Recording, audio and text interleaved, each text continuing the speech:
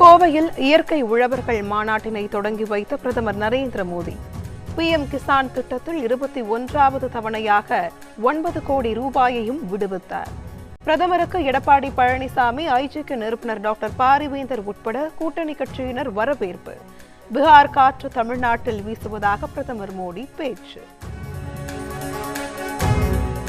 ராமேஸ்வரத்தில் காதலிக்க மறுத்த 12ஆம் வகுப்பு மாணவி கத்தியால் குத்தி கொலை. பெண்கள் நடமாட முடியாத அளவுக்கு தமிழ்நாட்டின் நிலை உள்ளது.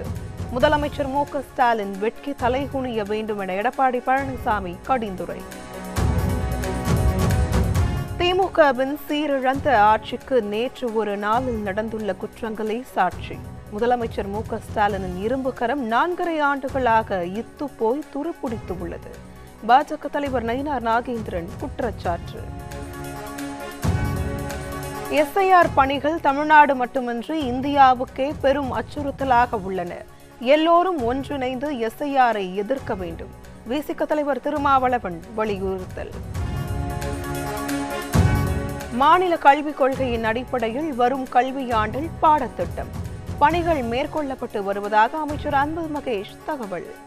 ஆராய்ச்சி படிப்பு மாணவர்களின் வைவாவின் போது ஆளுநர் பங்கேற்கவும் அழைப்பு. கோவை மதுரை மெட்ரோ ரயில் திட்டங்களை நடுவண் அரசு முடக்கியதாக குற்றச்சாட்டு.